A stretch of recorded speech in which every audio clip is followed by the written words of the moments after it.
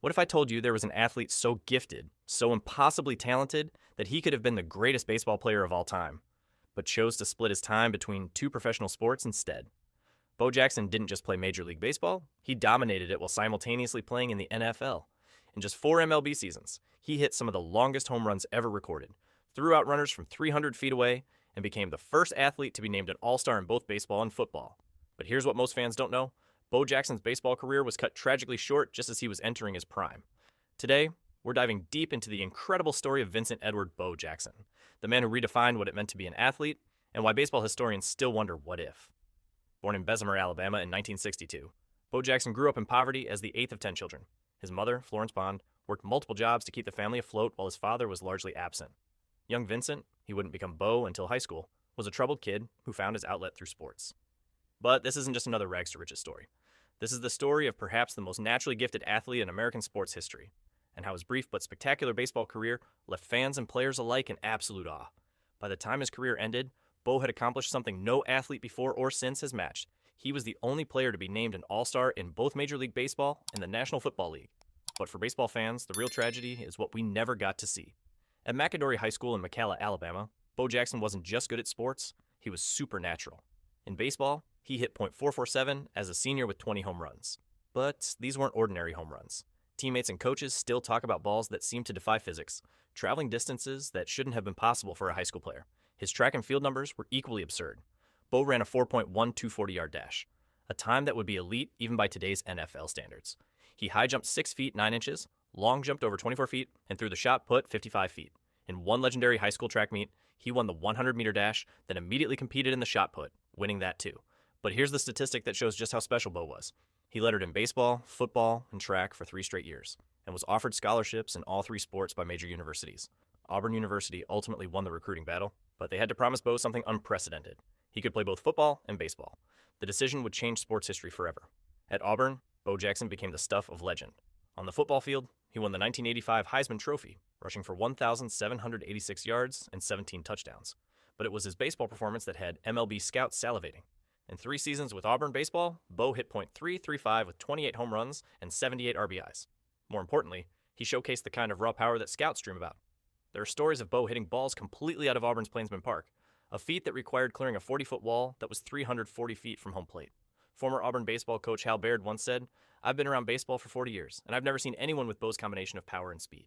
He could hit a ball 500 feet, then steal second base on the next at-bat." But here's what made Bo truly special. His baseball swing was completely natural. Unlike most power hitters who had refined their mechanics through years of coaching, Bo's swing was pure instinct. He generated tremendous bat speed with minimal effort, and his hand-eye coordination was off the charts. The 1986 MLB draft created one of the most controversial moments in sports history. The Tampa Bay Buccaneers held the first pick in the NFL draft and desperately wanted Bo Jackson. But Bo had made it clear. He wanted to play both sports professionally. The Kansas City Royals, picking 4th in the MLB draft, took a massive gamble. They selected Bo Jackson knowing he might choose football instead. But Royal scout Art Stewart had done his homework. He knew Bo's heart was in baseball, and he knew the young athlete's family needed the financial security that a baseball contract could provide. Here's where the story gets interesting. Bo initially planned to play both sports, but the Tampa Bay Buccaneers made a critical error. They flew Bo to Tampa for a workout, which violated NCAA rules and made him ineligible for his senior baseball season at Auburn. Bo was furious. He felt betrayed, and publicly declared he would never play for Tampa. The Royals seized the opportunity. They offered Bo a $1.066 million signing bonus, massive money for 1986, and promised he could pursue football later if he chose. On June 21st, 1986, Bo Jackson signed with the Kansas City Royals, beginning one of the most remarkable careers in baseball history. Bo's professional baseball journey began in the minor leagues, and even there he was rewriting the record books. At Single-A Memphis, he hit .277 with 7 home runs in just 53 games. But the numbers don't tell the whole story. Memphis manager Tommy Jones later recalled, "I've managed for 20 years, and I've never seen anything like Bo Jackson. He hit a ball in Little Rock that cleared the stadium and landed in the Arkansas River. I'm not exaggerating. It was the longest home run I've ever witnessed." The most famous minor league Bo Jackson story happened in Birmingham. Facing a left-handed pitcher, Bo turned around mid-at-bat to hit right-handed, something he'd never done before. He promptly lined a double down the right field line.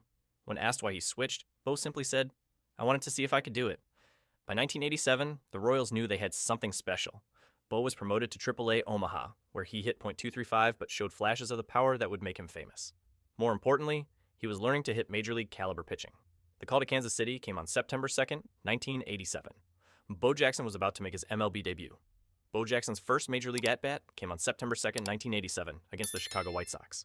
He struck out swinging on 3 pitches. It was a sign of things to come. Bo's rookie season was a struggle. In 25 games that September, Bo hit just .235 with 2 home runs and 9 RBIs. He struck out 34 times in 81 at-bats, a strikeout rate that would have ended most careers before they started. Critics began to wonder if Bo was just another overhyped athlete who couldn't handle major league pitching. But Royals hitting coach Mike Lum saw something different. Bo had the quickest bat I'd ever seen, Lum recalled. The problem wasn't his ability, it was his approach. He was trying to hit every pitch 500 feet. Once we got him to relax and trust his natural swing, everything changed. The 1988 season started poorly for Bo. Through his first 50 games, he was hitting .246 with just 8 home runs. The Kansas City fans were getting restless, and some in the organization wondered if they'd made a mistake. Then came June 5th, 1988, the day Bo Jackson announced himself to the baseball world. Facing the Seattle Mariners at Royals Stadium, Bo Jackson stepped to the plate in the 4th inning against left-hander Mike Moore. What happened next became the stuff of legend. Bo connected on a 1-1 fastball and sent it soaring toward the left field wall. But this wasn't just any home run. The ball traveled an estimated 475 feet, clearing the wall by 20 feet and landing in the parking lot beyond the stadium. It was the longest home run hit at Royals Stadium up to that point. But Bo wasn't done. In his next at-bat, he had another home run, this one traveling 450 feet to right center field.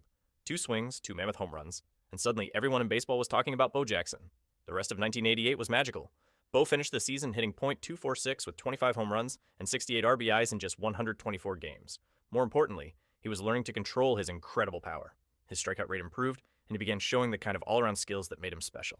Here's a statistic that shows just how unique Bo was. In 1988, he became just the 4th player in MLB history to hit 25 home runs and steal 25 bases in the same season while playing fewer than 130 games. July 11th, 1989, at Anaheim Stadium, the MLB All-Star Game. Bo Jackson was about to have the most famous single at-bat in All-Star Game history. Leading off the bottom of the 1st inning for the American League, Bo faced San Francisco Giants ace Rick Ruschel. The count went to 2-1, and Ruschel threw a fastball down the middle of the plate. Bo's swing was pure poetry in motion. The ball rocketed off his bat at 118 miles per hour, one of the hardest hit balls ever recorded at that time. It traveled 448 feet, landing in the upper deck and left center field. But it wasn't just the distance that made this home run special. It was the effortless way Bo hit it. As he rounded the bases, 64,000 fans gave him a standing ovation. Even the National League players in the dugout were applauding. Bo Jackson had just announced to the world that he belonged among baseball's elite. That home run earned Bo the All-Star Game MVP award, making him the first Royal to win the honor since 1971. But more importantly, it cemented his place in baseball lore. The 1989 season was Bo's best. He hit .256 with 32 home runs and 105 RBIs, becoming just the 18th player in Royals history to drive in 100 runs in a season. He also stole 26 bases, making him one of only 12 players that year to join the 30-30 club. After his breakout 1987 baseball season, Bo made a decision that shocked the sports world. He was going to play professional football too. The Los Angeles Raiders, led by owner Al Davis, offered Bo a unique deal. He could join the team after baseball season ended and play only football's playoffs. The arrangement was unprecedented. Bo would play a full baseball season with Kansas City, then join the Raiders for their playoff push. Or critics called it a publicity stunt, but Bo proved them wrong immediately. In his NFL debut on November 27, 1987 against the New England Patriots, Bo rushed for 74 yards on just 8 carries. His longest run went for 35 yards, and he looked like he'd been playing professional football his entire life. But it was Monday Night Football on December 21st, 1987 that created the Bo Jackson legend. Against the Denver Broncos, Bo took a handoff, broke through the line, and ran 91 yards for a touchdown. The run showcased everything that made Bo special: his acceleration, his power, and his ability to make the impossible look effortless. Here's the remarkable part. Bo was doing this while maintaining his baseball conditioning. Most athletes struggle to excel in one professional sport. Bo was dominating 2 simultaneously. January 13th, 1991. The AFC divisional playoff game between the Los Angeles Raiders and the Cincinnati Bengals. Bo Jackson was having another excellent game, rushing for 77 yards on 16 carries. Then, with 8:32 left in the 4th quarter, Bo took a handoff and ran toward the left sideline. Bengals linebacker Kevin Walker made the tackle, and as Bo was going down, his left hip was driven into the artificial turf at Riverfront Stadium. The injury didn't look serious at first. Bo walked off the field under his own power. But what had happened was catastrophic. Bo had suffered a hip dislocation that damaged the blood supply to his hip joint, leading to a condition called a vascular necrosis. The injury effectively ended Bo's football career and severely limited his baseball future. The man who had seemed indestructible was suddenly facing the end of his athletic prime at just 28 years old. Bo Jackson refused to let the injury end his career. After hip replacement surgery in April 1992, he began one of the most remarkable comeback attempts in sports history. The Kansas City Royals released Bo during his rehabilitation, but the Chicago White Sox took a chance on him. On April 9, 1993, Bo Jackson returned to Major League Baseball after missing the entire 1992 season. His first game back was emotional.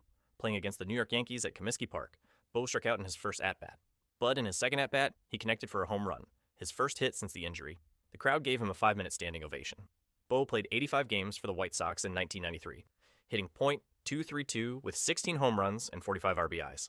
The power was still there, but the speed that had made him special was gone. He could no longer steal bases or cover ground in the outfield like he once had. His final season came in 1994 with the California Angels. Bo appeared in just 75 games, hitting .279 with 13 home runs. On July 17, 1994, Bo Jackson played his final Major League game. Bo Jackson's baseball career lasted just 4 full seasons, but his impact on the game was immeasurable. In 694 career games, he hit .250 with 141 home runs and 415 RBIs.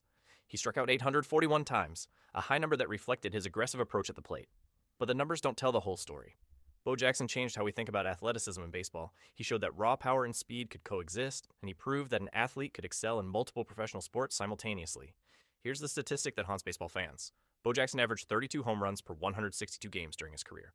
At age 28, when most players are entering their prime, his career was essentially over due to injury. Sabermetricians have estimated that if Bo had played a full, healthy career focused solely on baseball, he could have hit 500-plus home runs and stolen 400-plus bases. He might have been the first player to join the 500 to 500 club.